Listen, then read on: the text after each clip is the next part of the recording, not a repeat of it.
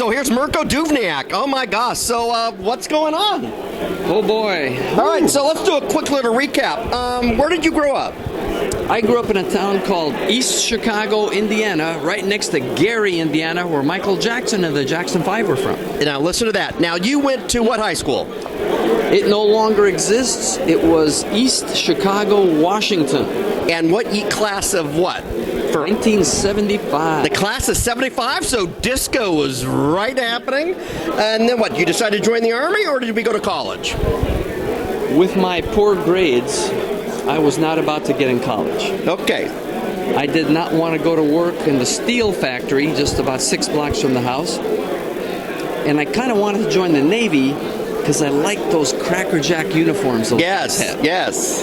But in the meantime, when I was a senior, the Army recruiter called me and said, hey, would you mind if we showed you what we have? And I said, yeah, okay. Okay. We talked for a little while, and he showed me videotape of the air cavalry in Vietnam.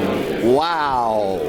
Helicopters buzzing, door guns blasting. I went, wow. So I signed up, delayed entry, and 2 weeks after high school commencement, I was on the train heading away to in process and go to basic. Okay, where'd you go to basic training?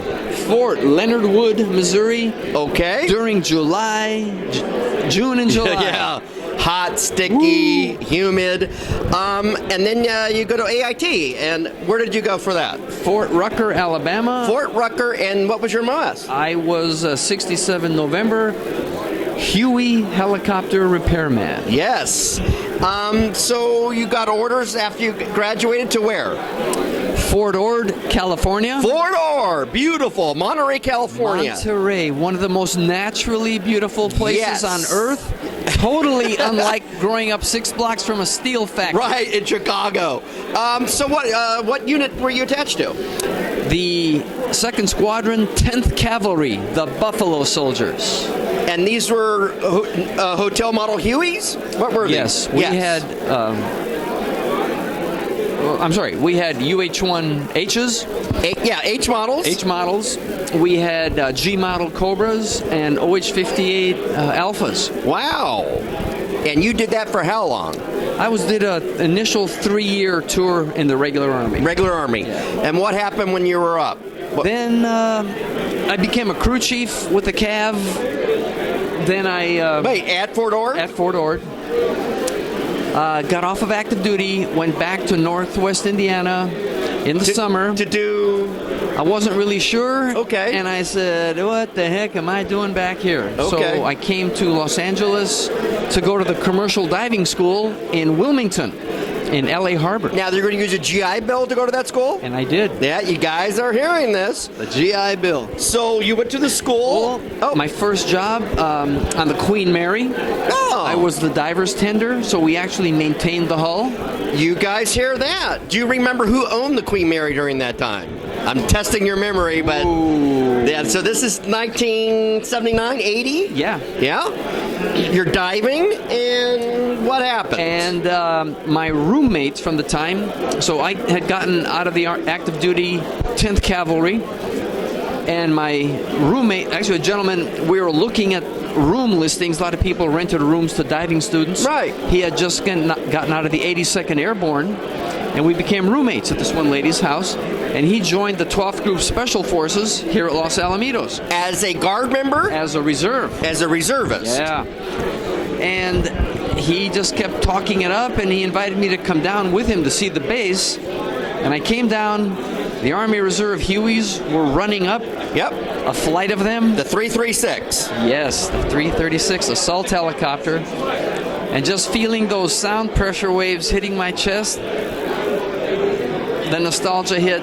And then when I found out you could just go in and out of the reserve system within your initial, for us it was a 6-year commitment. Okay. I said, what the heck, if I don't like it, I can get out. So you sign up for 6 years. Yes, before you come in. In the Army Reserve. Yes, and then if you did 3 years in active duty, you're still on the hook for 3 years. They can always reach in. Right. But within that time, you can go in the reserves, come back out, go back with no commitments. Really? Yeah. Wow, and this is 1980. Ronald Reagan was just coming in. 79. So Jimmy Carter was still president. The fiasco had already happened in the Iran hostage rescue mission. It did. So now the Army Reserve is here, and you're like, hey, this sounds fun. So because I was a crew chief and a mechanic, right? Did the same thing in the unit. Yep. I was a halfway decent mechanic, so I got a job as a Department of the Army civilian full-time. So you got a civil service job. Facility. Oh, wow. In the unit, then I had a chance. No more diving. You know, the money was excellent. Excellent. But the work was just so and the risk. Yeah. So the reserves sent me to flight school. All right, here we go. All right. So you submit a packet to go to walk and to go to flight school. And it took 2 years. Right. Now you have the max age is 27 years old. So I was pretty young. You're right. 22, 23. Well, he looks young now, doesn't he?